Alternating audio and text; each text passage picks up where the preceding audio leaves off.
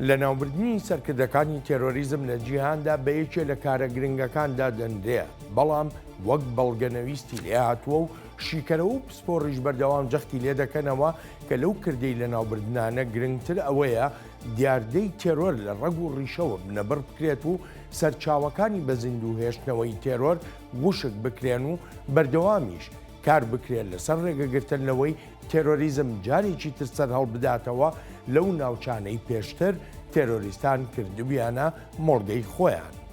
لە ماوەیە ڕابردوودا ئەیمەن زەواهری سەرۆکی تۆڕە تێرۆرکاریەکەی ئەلقاعیدە لە ئاکامی هێرشی فڕۆکەیەکی بێفڕۆکەوانی ئەمریکا دەکوژرێت. کوشتری زەواهری لە ئەفغانستان پرسیارگەلێکی زۆری بەدوای خۆی دایەناوە، نەکرد لەسەر کردەی کوشتنەکە یان لەسەر خودی ئەیمەن زەواهری، بەڵکو لەسەر تەواوی دۆسیەکانی تایبەت بە تێرۆریزم و بە دۆسیەکانی تایبەتیش بە وڵاتێکی وەک ئەفغانستانەوە کە ئێستا تالیبان فەرمانڕەوای ئەو وڵاتەیە و هەروەهاش بە دۆسیەکانی تایبەت بە پشتیوانی و سەرپەرشتی تێرۆریزمەوە لەلایەن کۆماری ئیسلامی ئێرانەوە. پرسیارەکان سادەن، بەڵام دەشێ وەڵامەکان ببنە هۆکارێکی گەورە بۆ پێداچوونەوە بەو استراتیژێت و سیاسەتانەی هەن بۆ بەرەنگاربوونەوەی تێرۆریزم. لە هەندێک باریشدا لەوانەیە هەڵکشان و داکشانیش دروست بکە لە پەیوەندیە نێونەتەوەیەکاندا. لەوانە ئایا ئەیمەن زەواهری هەل لە ئەفغانستان بووە یان لە شوێنێکی تر بووە و هاتوچۆی کردووە بۆ کابوڵ؟ ئایا پاکستان چ ڕۆڵێکی هەبووە لەگەڵ ئەلقاعیدە و زەواهریشدا لەو ڕوانگەیەوەی ئوسامە بەنلادن لە پاکستان کوژرا؟ یانیش ئایا جێگرەوەی زەواهری لەکوێوە دەڕوات یا دەنێرێت بۆ سەرکردایەتیکردنی تێرۆریستەکانی ئەلقاعیدە؟ تێرۆریزم لە سادەترین پێناسەیدا نکوڵیکردنە لە مافی مرۆڤ و هەروەها تێکشکاندنی هەموو ئەو مافانەیە کە شایستەی مرۆڤن.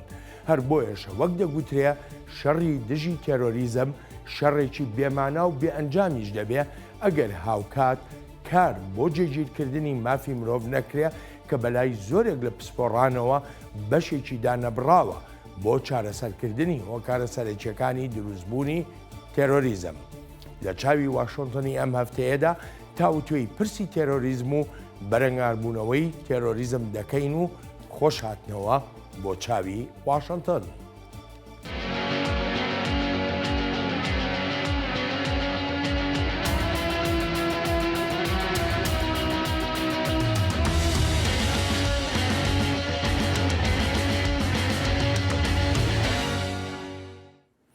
ئەیمەن زەواهری سەرکردەی تۆڕە تێرۆرکاریەکەی ئەلقاعیدە لە ئاکامی هێرشێکی فڕۆکەی بێفڕۆکەوانی ئەمریکا لە کابوڵ پایتەختی ئەفغانستان دەکوژرێت. ئەم کردەیەش وەک گورزێکی تری بەهێزە لەو تۆڕە تێرۆرکاریە کە بەرپرسیارە لە هێرشەکانی 11 سەپتەمبەری ساڵی 2001 لە ناو ئەمریکادا کردی.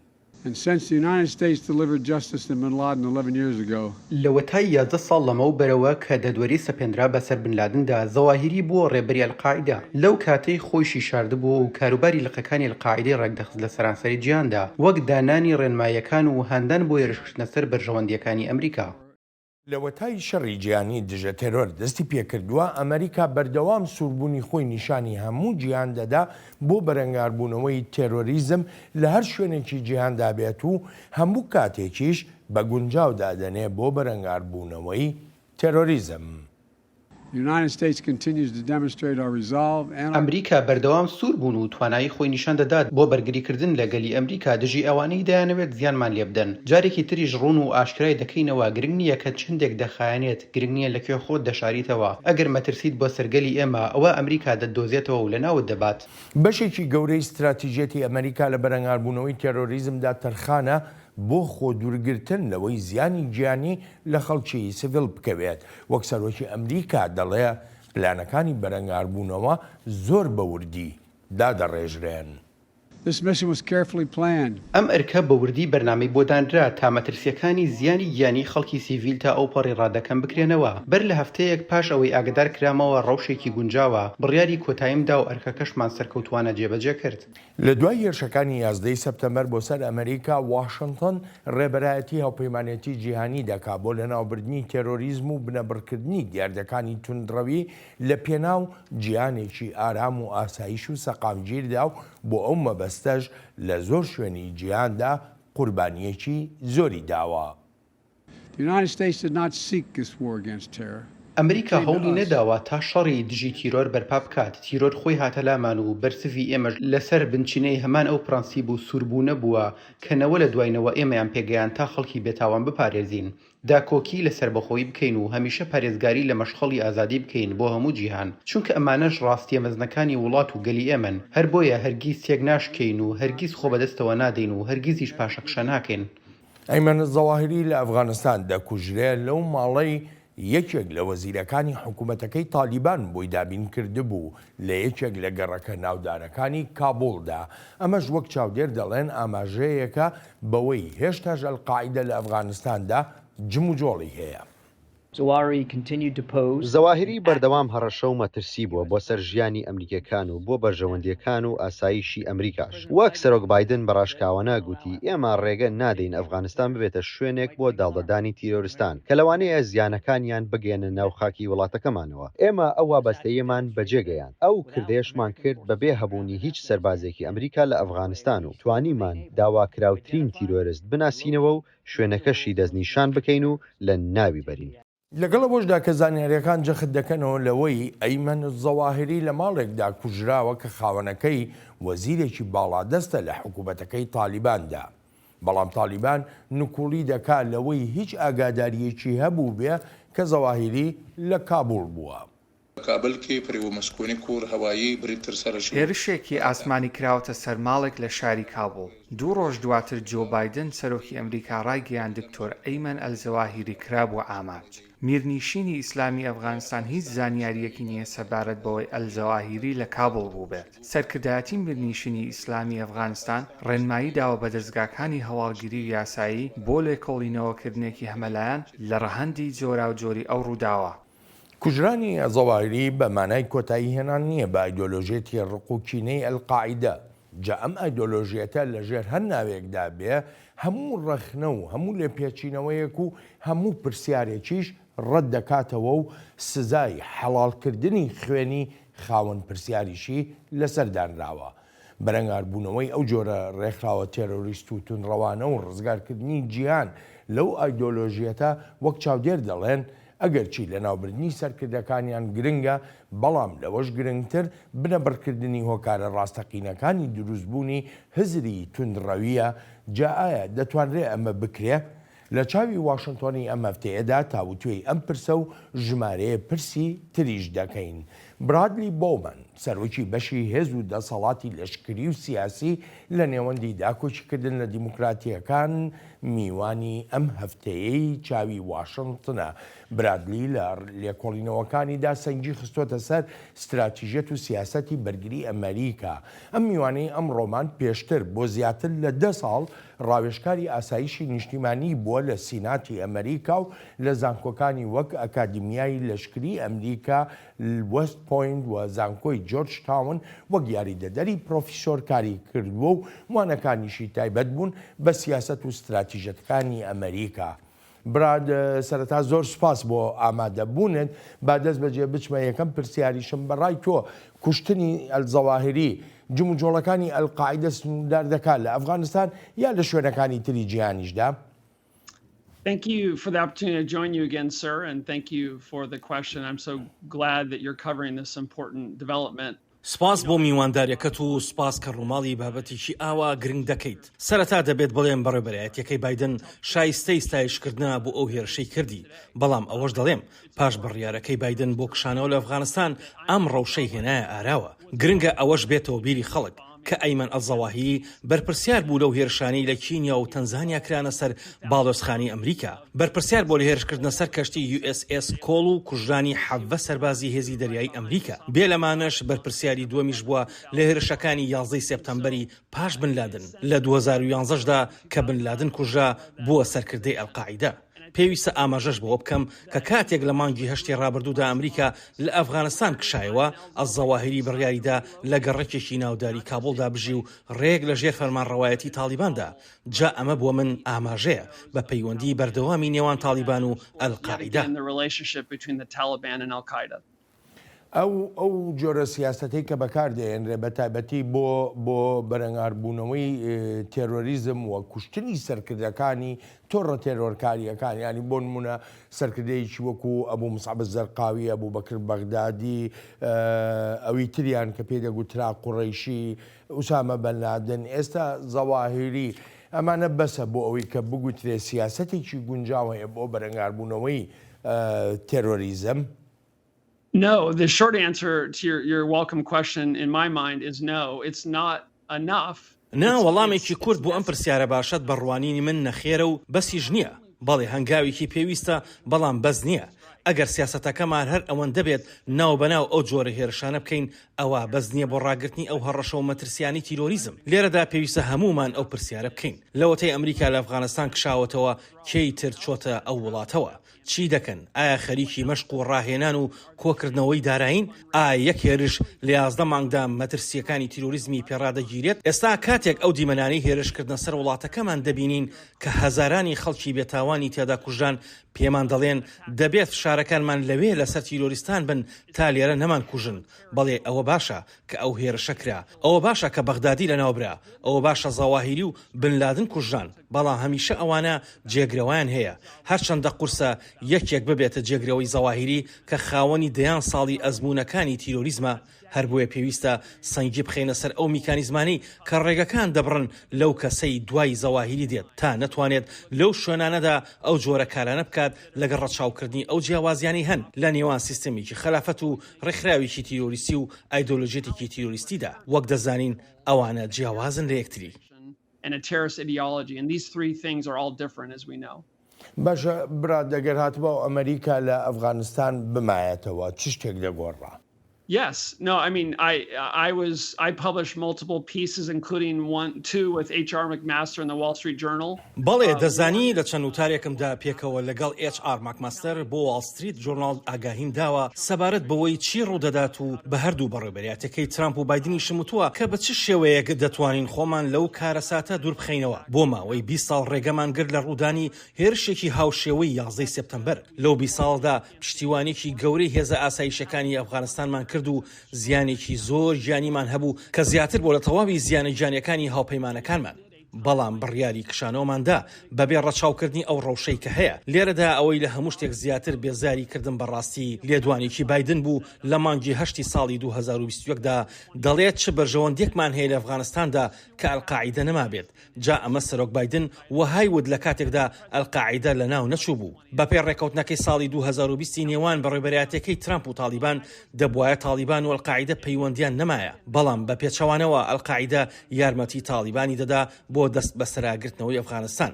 جا ئەمە بۆ من یەکێکە لەو ساتە وەختە ناخۆشانەی خەیاڵی واشنگتن. خۆمان ئەو شتەی پێمان خۆشە گوێمان لێ بێت بە خۆمانی دەڵین و ڕاستیەکانی ڕەوشەکەش فرامۆش دەکەین. جا ئەگەر بمانەوێت سیاسەتێکی باشترمان هەبێت لە واشنگتن ئەوە پێویستە لە ڕاستیەوە دەست پێ بکەین و تەنانەت ئەگەر ئەو ڕاستیانەشمان پێخۆش نەبن.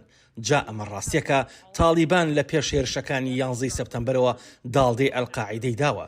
لەو 20 ساڵی پێشتریشدا هەرگیز لە یەکدا نەبڕاون و ئەوەشیان بە بەڕێوەبەریاتی ترامپ دەوت کە بەڕێوەبەریاتی دەیخواست بیبیستێت. تالیبان دەیزانی کە دەکشێنەوە و ئیتر خەندەیان پێدەبەخشین و ئەو شتانەشیان باز دەکرد کە ئەمریکا حەزی دەکرد بیان بیستێت. هەر بۆیە ئێستا گەڕاوینەتەوە بۆ هەمان ڕەوشی ڕۆژی 10 سپتەمبەری ساڵی 2001 تالیبان کۆنتڕۆلی ئەفغانستانی کردووە و ئەلقاعیدەش لەوێ داڵدەدراوە و ئیتر پێویستە بزانین بە یەک هێرش هەموو شتەکان ناگۆڕدرێت.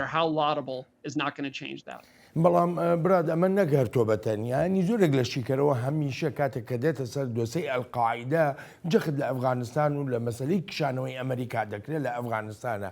بۆ ئێمە هەر دەبێ ئەفغانستان بە هێند وەربگرین لە کاتێکە ئەلقاعیدە لە ژمارە وڵاتی باکووری ئافریکا و ئافریکاشدا ینی بوونی هەیە، هێزی هەیە، کاریگەریشی هەیە.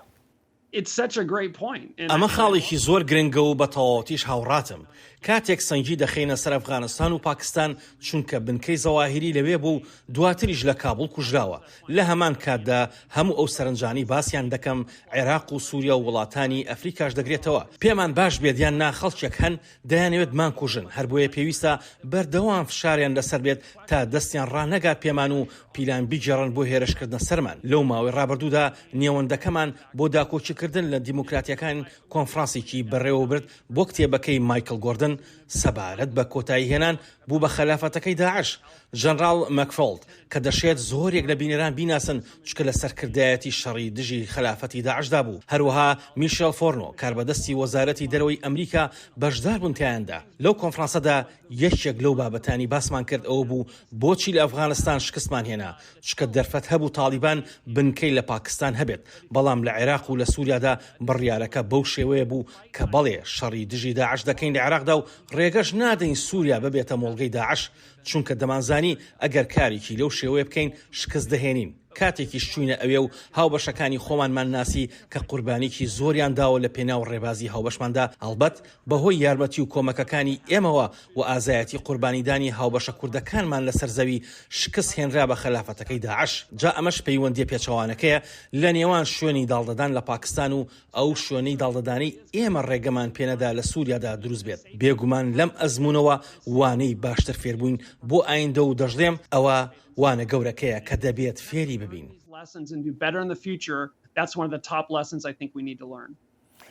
بەڕێز بۆمان من دەگەڕێمەوە بۆلات. تالیبان نەکردنا ڕزایی دەردەبڕێ بەرامبەرکردەی کوشتنەکەی ئەیمەنە زەواهری، بەڵکو هەڕەشەی تۆڵەکردنەوەش دەکا هەرچەندە پێشتر ڕێکەوتنی لەگەڵ ئەمریکاشدا مۆر کردووە، بەڵام واشنتۆن جەخت دەکاتەوە لەوەی هێشتاش پەیوەندیەکانی تالیبان و ئەل-قاعیدە درێژەیان هەیە. ئێمە ڕاستەوخۆ لەگەڵ ڕێبەرانی تالیباندا لە پەیوەندیدا بووین سەبارەت بە ڕوانینی ئێمە و خواستی ئەوانیش لە هەندێک ئاسدا، بێگومان لەسەر شاردنەوەی زەواهری و کەسوکارەکەشی ئەوەمان بەڕوونی و ئاشکرایی ڕاگەیاندووە، نەک بڵین بڕوامان وەهایە یان پێمان وەهایە یان دەشێت، بەڵکو جەختمان کردوتەوە کە دەزانین ئەوە پێشێلکردنی ڕێکەوتنەکەی دۆحەیە. تالیبان بەردەوام نکوڵی دەکا لەوەی ئاگاداری هاتوچۆی ئەیمەنە زەواهری بوو بێ، هەرچەندە زەواهری لەو ماڵەدا کوژراوە کە سیراجەدین حەقانی وەزیری ناوخۆی تالیبان بۆی دابین کردبوو دەشگوترێ هەر حەقانیەکانیش ئەرکی پاراستنی ژیانی زەواهریان لە ئەستۆ گرتبوو. ئەوە نییە کە قسەی تالیبان وەردەگرین، بەڵام جێی هەڵوەستە لەسەرکردنە. تالیبان ڕای دەگەێنێت پەیوەندی دەوێت لەگەڵ ئەمریکا و لەگەڵ ڕۆژئاوادا، ڕای دەگەێنێت دەوێت کراوە بێت و ببێتە بەشێک لە کۆمەڵگەی نێونەتەوەی. تالیبان دەڵێت داراییان دەوێت، جاگە ڕاستەوە هەر بەڕاستی ئەوانەیان دەوێت، ئەوە دەبێت سەرنجێک بدەن لەو هێرشەی کردمان و وابەستیەکانی لەسەریانە بەجێ بگێنن بە پێی ڕێکەوتنەکەی دۆحە. دوای ئەم کوشتنەی ئەیمەنە زەواهری ئەی ئەمریکا چ سیاسەتێکی تر دەگرێتە بەر و ئایا بەردەوام دەبێت لە ڕێکەوتنی دۆحە؟ من باز لە هەنگاوەکانەوە بڕیارانەش ناکەم کە دەشێت بدرێن. بە دڵنیایشەوە لە ئێستادا پێش هیچ شتێک ناکەوم، تەنها دوو خاڵ باز دەکەم. یەکەمیانەوەیە کە هێرشەکان نیشانی دەدات ئێمە چەندین سوورین لەسەر بەرپرسیارەتی و لەسەر بەرگری لە بەرژەوەندیەکانمان. شیکەرەوە لەو بڕواایەدان هەر لە سەرەتاوە نەدەبوایە متمانە بە تالیبان بکرێت و تالیبانیش نابێتە ئەو هاوبەشەی بتوانێت هیوایەکی لەسەر هەڵبچنی بە تایبەتیش لە دۆسەی بەرەنگاربوونەوەی تێرۆریزمدا. تالیبان لە بەرەنگاربوونەوەی تێرۆریزمدا هاوبەشێکی کاریگەرمان نین. لە ئاستی باڵای ڕێکخراوەکەدا و گەورە کاروەدەستانی تالیبان دەیانزانی ئەزەواهری لە کابول دانیشتووە لەگەڵ خێزانەکەیدا و میوانداریشیان کردووە. هاوکات هانی خەڵکیشی دەدا تا هێرش بکەنە سەر ئەمریکا و هاوپەیمانەکانیشمان. هەر بۆیە ناکرێت پشت بە تالیبان ببەسرێت وەک هاوبەشێکی کاریگەر لە بەرەنگاربوونەوەی تێرۆریزمدا. زۆرێک لە شیکەرەوە ئاماژە بەوە دەکەن ڕێکەوتنی دۆحە لە نێوان ئەمریکا و تالیباندا دەشێت وەک هەڵەیەکی استراتیژی لی بڕوانرێت لەو ڕوانگەیەوەی ئەم بزوتنەوەی تالیبان هیچ بەهایەک بۆ ڕێکەوتن و بۆ پرەنسیپەکانی ڕێکەوتنیش دانانێت. It shows how valueless all of the Taliban's assurances have been. ئەوان نیشانی دەدات جەخەکردنەوەکانی تالیبان بۆ ئەمریکا سەبات بە هاوپەیمانیەتی نەکردنی ئەلقاعیدە و پشتیوانی نەکردنی سەکردەکانی ئەلقاعیدە و ڕێگەپێنەدانی خۆرەخستنەوەی ئەلقاعیدە چەند بێبەهان پاشان پێدانی کۆشتێک بە زەواهیری کە حەقانیەکان خاوەنین لە گەڕەشێکی ناوداری کابوڵ شتی ئاوەها ڕووی نەدەدا ئەگەر هاتبا و تالیبان زۆر بە گرنگیەوە سەر و سەودای لەگەڵ ئەلقاعیدەدا نەکرد بێت. تالیبان لەو ڕۆژەوەی هەواڵی کوژرانی زەواهری ڕاگەیەنراوە بەردەوام ئاماژە بەوە دەکا ئەفغانستان نابێتە پێگەیەک بۆ هێرشکردنە سەر هیچ وڵاتێک. لە خاکی ئەفغانستانەوە هیچ مەترسیەک نییە بۆ سەر هیچ وڵاتێک بە ئەمریکاشەوە. میرنشینی ئیسلامی ئەفغانستان دەخوازێت ڕێکەوتنی دۆحە جێبەجێ بکرێت و دەبێت پێشێلکردنی ئەو ڕێکەوتنە ڕابگیرێت. ڕاستیەکە لەوەدا ئەمریکا خاکی ئێمەی داگیر کرد و هەموو پرەنسیپە نێودەوڵەتەکانی پێشێل کرد. ئێمە جارێکی تریش بە توندی دژی ئەو کارەین. بەڕێز بۆمان هەروەکو ئاماژەمان پێکرد زۆرێک لە شیکەرەوەیە لە چاودێر ئەو ڕێککەوتنەی دۆحە لە نێوان ئەمریکا و تالیباندا بە هەڵەیەکی استراتیژی ئەمریکای دادەنێن هاوڕای لەگەڵەوەدا. Yes, and I said so at the time. بەڵێ هەمان ڕات چەندین جار باسم کردووە لە میدیاکان و لە نووسینەکانیشمدا ڕێکەوتنەکەی نێوان بەڕێوەبەرایەتەکەی ترامپ و تالیبان بەهای ئەو لاپەڕانی نەبووە کە ئەو ڕێکەوتنەی لەسەر نووسرا. ئەو کاتە جێی پێکەنین بوو ئێستاش مای پێکەنینێکی زیاترە.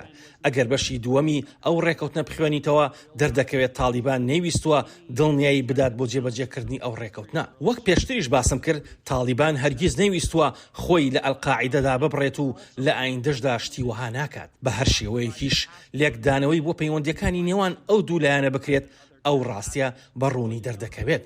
بەپێی ئەو ڕێکەوتنە نەدەبوایە پاسپۆرت بدرێت بە خەڵکی ئەلقاعیدە و تیرۆریستانی تریش بەڵام کاتێک تالیبان دەستی گر بەسەر ئەفغانستاندا سیراجەدین حەقانی کرایە وەزیری ناوخۆ تۆڕی حەقانی دەستی بە خوێنی چەندان ئەمریکایی سوورە. لەو کاتەشدا لە ساڵی 2010دا کە بۆ خۆم لە لەشکردا بوون لە ئەفغانستان زۆرێکم لەو تاوانە نەبینی.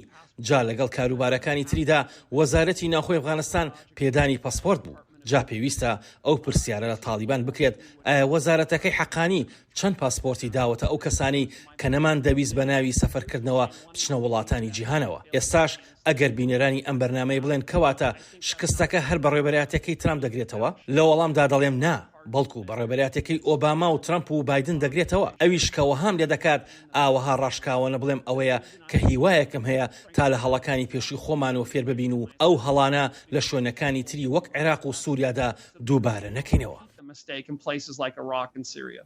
یعنی بەمانایشی تر تۆ پێم دەڵێ تەنانەت ڕێکەوتنی دۆحە نەبووە مای ئەوەی کە ڕێگە لەوە بگیرێ ئەفغانستان جارێکی تر ببێتەوە بە بنکەیەک ببێتەوە بە مۆڵگەیەک بۆ تێرۆریستانی جیهانی ئەلقاعیدە بێ یا هەر ڕێکخراوێکی تر بێ بێ لە ڕێکەوتنی دۆحە چیتر بکرایە بەڕای تۆ باشتر بوو بۆ ئەوەی ئەفغانستان وەکو سەرۆک بایدن خۆشی جەختی لێ دەکاتەوە نایەنێ ئەفغانستان ببێتەوە بە مۆڵگەیەکی تری تێرۆریستان چی بکرایە باشتر بوو؟ ئەوەی پێویست بوو بەڕێوەبەرایەتەکەی بیکات پێکێنانی هێزێکی ئابووری بوو دانانی بەرنامەی مەشق و ڕاهێنان بوو مانەوەی هێزێکی لەشکری بوو لەوێ تەنانەت ئەگەر بچووکیش بواە جاسوودەکانی چی دەبوون یەکەم زانیاری باشترمان دەبوو لەسەر ئەوەی تیرۆریستان چی دەکەن و دەتوانرا وەڵامی بەهێزتری تیرۆریستان بدرایەتەوە. ئەمەم لە مانگی 4 ساڵی پاردا لە ڕۆژنامەی واشنگتن پۆستدا نووسی و ئاگاهیشمدا لەوەی ئەگەر ئەفغانستان جێبهێڵین ئەوە زانیاریمان نابێت سەبارەت بەوەی چی ڕوودەدات و توانایەکی ئۆتۆشمان نابێت بۆ پەرپەشدانەوەی ڕووداوەکان. بەداخەوە ئێستا ڕێک ئەوە ڕوودەدات بەڕێوەبەرایەتەکەی بایدن چەند جارێک ئەوەی دووپات کردوێتەوە کە پێویست ناکە نیگەران بین ئەلقاعیدە لەوێ نەما و ئەگەریش لەوێ بن ئەوە لە ئاسمانەوە هێرش دەکرێتە سەریان. قسەی ڕاست بکەین هەندێک لەو هێرشانە خەڵکی گرنگی ئەلقاعیدەی لەناو بردووە بەڵام بەگشتی وەک ئەوەیە پنتاگۆن هیچی نەکرد بێت چونکە بەم هێرشەشەوە کە زەواهری تیادا کوژرا دەستگای CIA کردوێتی زانیاریەکانیش لەو هێزە تایبەتەوەی ئەمریکاوە نەبووە کە لە ئاسمانەوە چاودێری ڕۆژەکە دەکات. جا ئەوەی پێویست بوو بیکەین ئەوە بوو 2 تا 4 هزار سەرباز لە ئەفغانستان بهێڵینەوە بۆ پشتیوانیکردنی هێزە ئاسایشیەکانی ئەفغانستان و لە ڕێی ئاسمان و هەروەهاش لە ڕێی زانیاریەوە. بێلەوەش دەمانتوانی هێرشی بەرپەرشدانەوەی تیرۆریستانیش بکەین تا فشاری ڕاستەقینیان بکەوێتە سەر و نەتوانن لێرە هێرشمان بکەنە سەر بەڵام ئەوەمان نەکرد و پێویستە چاوەڕوانی بەرەنجامەکانیش بین.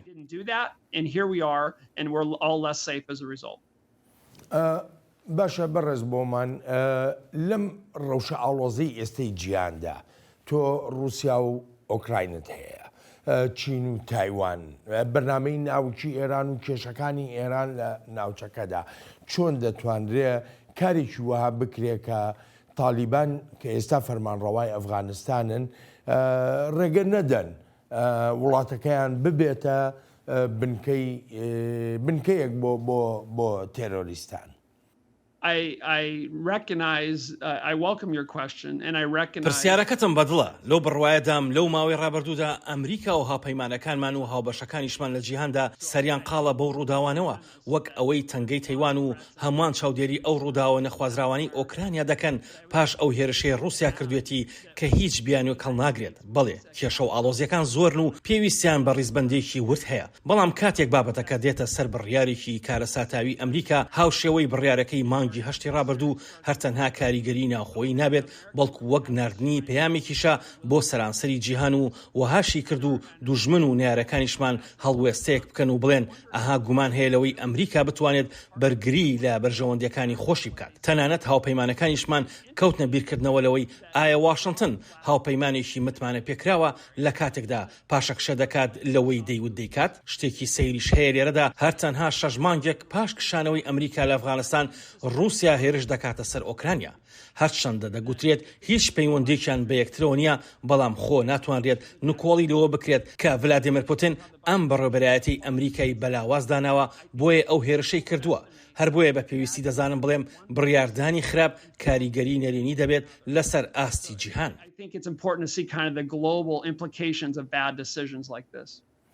براد من دەگەڕێمەوە بۆلات بۆ لەمە دووە ڕەوشی ئەلقاعیدە چۆن دەبێت و ئایا ئەم گورزە نوێیەی لە ئەلقاعیدە دوورا دەبێتە مایی هەر هیچ نەبێ سڕکردنێکی کاتیانەی جم و جۆڵەکانی ئەو تۆڕە تێرۆرکاریە؟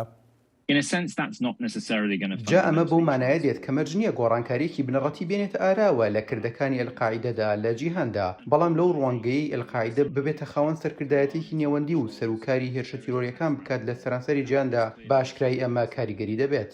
تالیبان و ئەلقاعیدە و هەروەهاش تۆڕە تێرۆریستیەکەی دەوڵەتی ئیسلامیان داعش لە ناکۆچێکی قوڵدان و ئەو ناکۆچیانەش بوونەتە هۆکارێک بۆ بەرەنگاربوونەوەی یەکتر و ڕەتکردنەوەی ڕێبازی یەکتریش. تالیبان لەم کاتەدا لاواز دەنوێنێت لە بەرامبەر داعش لە خوراسان کە هەر لە ئێستاوە کوژرانەکەی ئەزەواهیری و شکستی تالیبانیش لەوەی نەیتوانێت و بیپارێزێت بەکاردەهێنێت وەک نمونەیەکی تر لەسەرەوەی بۆچی ناکرێت بڕوا بە تالیبان بکرێت یان سەبارەت بەوەی کە تالیبان لایەنە گونجاوەکە نییە بتوانێت بزوتنەوەی جیهادی لاسۆ بگرێت. داعشی خوراسان هەر بۆیە داعش ڕێکخراوە جیهادیە ڕاستەقینەکەیە بۆ هەر کەسێکی ئامانجی جیهادکردنی هەبێت. جا ئەمە سەروەختێکی قرس دەبێت بۆ تالیبان هەروەها بۆ ئەلقاعیدەش، بەڵام ڕکابەرەکانیان لە دەوڵەتی ئیسلامی لە ئەفغانستان و لە جیهانیشدا بایەخ دەدەن بە بەکارهێنانی ئەو پەشێویانە. نارەوەندا وەک شکرەوە باسی دەکەن تەنانەت لێدانی هەر یەکێک لەو ڕێکخراوە تێرۆریستیانە هۆکارێک بووە بۆ خۆشحاڵی تێرۆریستانی تر و لێرەشدا شکستەکانی تۆڕە تێرۆرکاریەکەی داعش بە نمونە دەێنرێنەوە. هێشتا ئەلقاعیدە جێی مەترسیە لەو سەروەختی زەواهریدا استراتیژیەتێکی هێورترینی گرت بۆ بەر. دەژڵێم زەواهری زۆر خۆشحاڵ بوو بەوەی لە 7 ساڵی ڕابردوودا سەرنجی ئێمە لەسەر دەوڵەتی ئیسلامی و شکست پێهێنانی دەوڵەتی خەلافەت بوو. زەواهری ئەو ماوەی بۆ ڕێخستنەوە و بنیادنانەوەی ئەلقاعیدە بەکارهێنا. شیکەرەوە ئاگاهیش دەدەن بەوەی نابێ ئەو جۆرە سیاسەتەی ئەلقاعیدە لەو ماوەی زەواهری سەرکردایەتی دەکرد جێی متمانە بێ، چونکە شیانەکان زۆرن لە بەردەم ئەوەی جێی زەواهری دەگرێتەوە و وەک دەژڵێن لەوانەیە هەندێک گۆڕانیش دروست ببێ. ئەلقاعیدە چالاک نەبووە، بەڵام بەمانە ئەوە نییە وەک دیادەیەک لە سەروەختی زەواهریدا سیر بکرێت. جا لە پەیوەندی بەوەی کە کێ جێی دەگرێتەوە ئیتر هەر کەسێک بێت ئەوە ناکات پلاندا بنێت و بەردەوام ئامادە بێت تا جارێکی تر ببێتەوە بە هەڕەشە و مەترسی بۆ سەر ئەمریکا و کۆمەڵگای نێونەتەوەیی. هەر چۆنێک بێ کێشەی توندڕەوی ئاینی هەر تەنها لەناو تالیبان و ئەلقاعیدەدا چڕ نەبووتەوە، بەڵکو وەک دانیشتوانی ئەفغانستان دەڵێن هەمان ئاستی گرفتیان لەگەڵ ڕێکخراوە میلیشیایەکانی تریشدا هەیە. شانبەشانی کێشەی ڕژێمی تالیبان لە ئەفغانستان میلیشای تریش هەندیانەوێت دەست بگرن بەسەر وڵاتەکەدا. کێشەکە پێشتریش کە ئەشرەف غەنی سەرۆک بووە هەروەها بۆ ئێستاش هەروەکو خۆیەتی. ئەو میلیشیانە دەیانەوێت دەست بگرن بەسەر دەسەڵاتدا و سیخەکان و خەڵکی تریش لە ئاینەکان بە ئامانج دەگرن. براد ئێمە کاتێکە ئەبوو بەکر بەغدادی کوژرا هەست بەوە دەکرا کە داعش قەیرانێکی بۆ دروست بۆ ئەوەیە کێ سەرکردایەتی ئەو ڕێکخراوە تێرۆریستیە بکە. ئێستا کاتێک کە زەواهری دەکوژرێ چاوەڕوانی ئەوە دەکرێت هەمان ئەو جۆرە قەیرانە لە ناو ئەلقاعیدەدا دروست بێ. سوپاس بۆ ئەو پرسیارە لە کاتی لەناوبردنی کەسێکی وەک بەغدادی یان ئەڵزەواهری و پێشتریش کەسێکی وەک بنلادن پێدەچێت ململانێ لەسەر دەسەڵات دروست بێت لە ناو سەرکردایەتیەکاندا لەسەر ئەوەی کامیان دەبێتە ڕێبەری داهاتووی ئەو ڕێکخراوە. یەکێک لەو ناوانی باز دەکرێت وەک جێگرەوەی ئەڵزەواهری کەسێکە بە ناوی سەیف العەدل بۆ ماوەیەکی بەرچاو لە ئێران بووە، هەرچەندە دەگوترێت لە ماڵەکەی خۆیدا دەست بەسەر بووە و بەڵام لە ڕاستیدا پێدەچێت کۆماری ئیسلامی ئێران داڵدەی دابێت. جا ئەوە بۆ هیچ کەسێک پێویستێکی ئاسان نابێت چونکە چەکە زیرەکەکان هەمیشە بە دوایەوە دەبن. جا بۆ جێگرتنەوەی کەسێکی وەک ئەڵزەواهری کە دەیان ساڵە لەناو سەرکردایەتی ئەلقاعیدەدا بووە پێم وانییە ئاسان بێت. لێرەشدا شتێک بە خێرایی بڵێم جیاوازی سەرشی نێوان ئەو هێرشەی لە ساڵی 2011دا کرایە سەر بنلادن و ئەمەشیان کە کرایە سەر ئەڵزەواهری ئەو بوو ئێمە تیمی سەربازیمان نارد بۆ کوشتنی بنلادن و زانیاریکی زۆریشمان لەسەر کۆکردەوە لە کاتێکدا لەوێ بووین لەسەر ئەو شوێنەی لێی بوو. ئەمە گرنگەکەیەتی کە هێزت لەو شوێنانە بن و زانیاری ڕاست و دروستت کۆ بکەیتەوە بەبێ ئەوەی هیچ گومانێکیان لەسەر بێت. بەڵام لەوەی ئەڵزەواهریدا بە فڕۆکەی بێفڕۆکەوان کرا و بەبێ کۆکردنەوەی زانیاریکی ورد و تەواو لەو شوێنە ناشمێت بڵێم بڕیارێکی ئاسانە بە تایبەتی من لێرە کە لە واشنگتن دانیشتوم و بڵێم دەبێت هێز بنێرین بۆ کێش بۆ کابڵ. دەزانم کە هێچگار مەترسیدار و خۆشم لەوێ بووم وەک ئاماژەم پێکرد، بەڵام پێویستە ئەوەش بزانین ئەگەر هێزمان هەبوایە لەوێ ئەوە لەوانە بوو زانیاری زیاترمان دەست بکەوێت کە درۆنەکان ناتوانن بەدەستی بهێنن. بەرەوەی بچمە بەشی کۆتایی بەرنامەکەمان ئەمێ ئەو پرسیارە بکەم.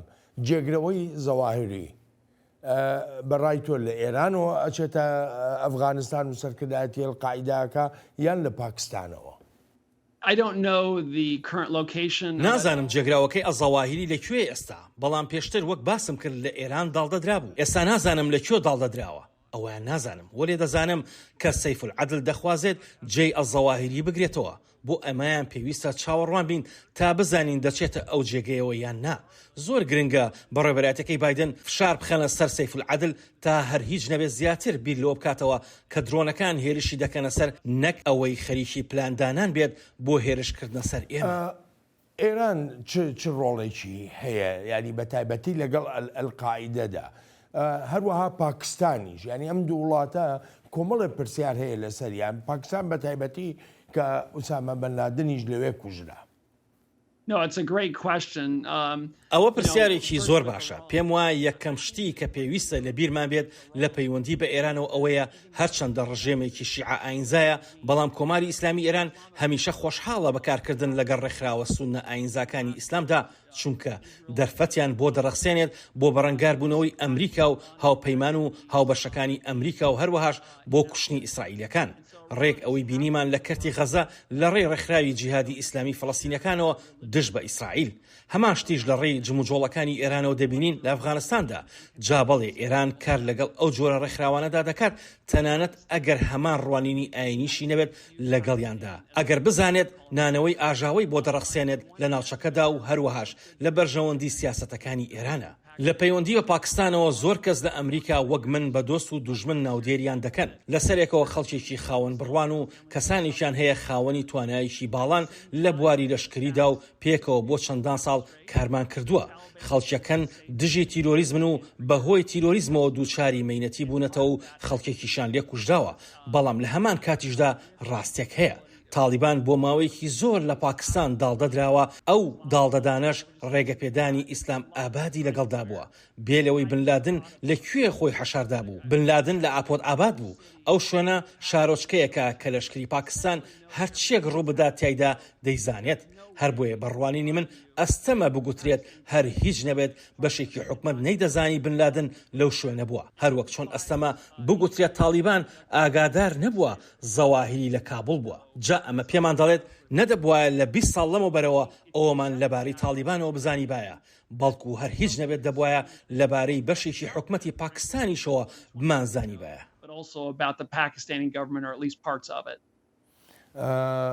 براد من دەگەڕێمەوە وڵات بۆ دوا بەشی بەرنامەکەمان. کاردانەوەکان لە ناو کۆمەڵگەکاندا زۆرن بەتایبەتیش لە مسر زیادی لەدایکبوونی ئەیمەنە زەواهری و هەروەها لە ئەفغانستان و ئەمریکاش. لە مسر هەندێکیان باز لە ژیانی زەواهری دەکەن و هەندێکیش دەڵێن ئەو گەورە تێرۆریستە بەدەستی خۆی ئەو چارەنووسەی بۆ خۆی هەڵبژارد. باوانی و کەس و کارەکەیم دەناسین ئەو کاتەی لە زانکۆ بوو هەرگیز شتێکی خراپم لەبارەیەوە نەبیست بوو شتێکی وەهام نەبینی لێ کە بڵێت پەیوەندی هەیە بە ئەلقاعیدەوە ئەو کاتە زانیمان کە دەستگیر کرا تەنانەت ئەو کاتەی لە بنکە تەندروستیەکەیدا نوێژی دەکرد شتێکی ئاسایی بوو تا ئەوە بوو لە ناکاو پۆلیس هات و گرتیان و باوانیشی ئێرەیان بەجێهێشت و چوونە شەقامێکی تریگەڕەکەکە. زەواهری خۆی ئەو ڕێگەیە و ئەو کۆتایی بۆ خۆی هەڵبژارد چونکەوە بیرکردنەوەی بوو کابراایە کە خۆی ئەو ڕێگەی هەڵبژێرێت ئەوە سزای خۆشی وەردەگرێت. لەگە بڵاوبوونەوەی هەواڵی کوژرانی ئەیمەنە زەواهریدا لە ئەمریکا وێڕای ستایشکردنی بڕیارەکەی بەڕێبەرایەتەکەی جۆ بایدن کە سوکاری قوربانیەکانی هێرشەکەی 11 سەپتەمبەر ئەو پەڕی خۆشحاڵی خۆیان دەردەبڕن بۆ سەپاندنی دادوەری بەسەر یەکێک لە تێرۆریستانی ئەلقاعیدەدا. هەست بە خۆشحاڵیەکی زۆر دەکەم تەنانەت نەمدەناسی تا کەسێ پێی وتم ئیتر تەزویشی خۆشحاڵی ئاسوودەی لە تەوقی سەرمەوە تا بنی پێمی گرتەوە هەواڵێکی زۆر دڵخۆشکەر بوو بۆ من زۆر خۆش بوو. براد بۆ خۆت دەزانی ئەمریکا زۆر دەمێکە هەوڵی ئەوە داکە وێنای خۆی بەتایبەتی لە ناو جیهانی ئیسلامیدا پتەوتر بکە تۆکمەتر بکە متمانە دروست بکە ئەم جۆرە هێرشانە کار دەکاتە سەر ئەو وێناکردنەی ئەمریکا لە جیهانی ئیسلامیدا. ئەمە پرسیارێکی ڕەوایە و پێم وایە نیگەرانێکی ڕەواشە بۆ واشنگتن کە بە شێوەیەشی ئەرێنی لە هەوڵەکانی بڕوانرێت و بە تایبەتیش لە ڕۆژەڵاتی ناوەڕاستدا بە دڵنیاییەوە ئەمە شتێکە هەرگیز ناکرێت فرامۆش بکرێت هیوادارم هەموو کەسێک تێگەشتنی هەبێت بۆ پرەنسیپەکانی داکۆکیکردن لە وڵاتی خۆت کەس نایەوێت هیچ کەسێک بەبێ بانگەشکردن بچێتە ماڵەکەیەوە یان کەس نایەوێت یەکێکی تر بێت و بیکوژێت جا ئەگەر ئەمە ڕوویدا ئەوە مافی خۆتە بە دوای ئەو کەسە بکەویت جا ئەمە ڕێک ئەوە بوو لە 11 سەپتەمبەردا ڕوویدا و هاتنە سەرمان و لیان کوشتین هیوادارم دۆست و دوژمن لە سەراسەری جیهاندا ببینن کە 21 ساڵمان بەسەر برد بۆ دۆزینەوەی ئەڵزەواهری بەبێ ئەوەی ماندوو بین یان شکست بهێنین لە کۆتاییشدا دادوەری بەسەردا سەپێنرا هیوادارم ئەوانەی بیرکردنەوەی خراپیان بەرامبەر ئەمریکا هەیە سەرنجی خۆیان بدەنە ئەوەی پاش 21 ساڵ ئەڵزەواهریمان دۆزیە و بە سزای خۆیمان گەیاند هەر بۆیە ئەوەی بیر لە هێرشکردن سەر ئەمریکا دەکاتەوە هیوادارم دوو جار بیر بکاتەوە.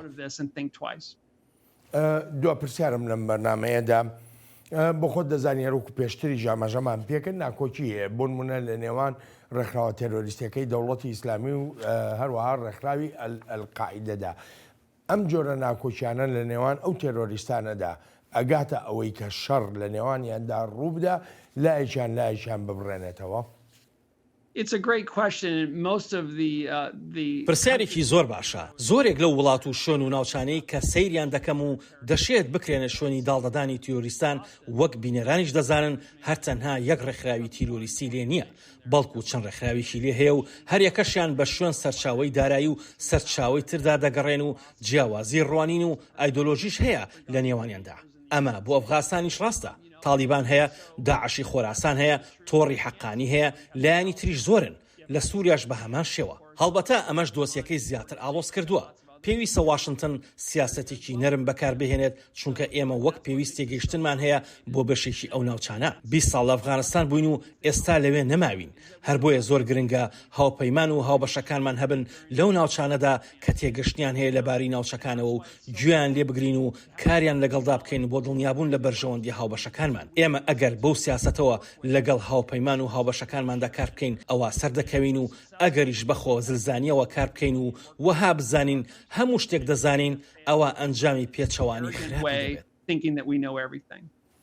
براد زۆر سپاسە دەکەم بۆ بەشداریت لەم هەفتەیەی چاوی واشنگتندا سپاس و پێزانینم. Thank you very much, Brad. It's been my pleasure. I really enjoyed it. Thank you, sir, for the opportunity. Thank you. ئەلبەتە عزیزانم سپاسی بێپایانم بۆ ئێوەی خۆشەویستە کە تا ئێستا لەگەڵماندا بوون تا هەفتەی ئایندا چاوێکی نوێی واشنگتن ڕێز و خۆشەویستی ستافی بەرنامە هەروایی خۆشم بڵێن ساڵات لەسەر بفەرمونون هەر لە خۆشیە جێتان بێڵ.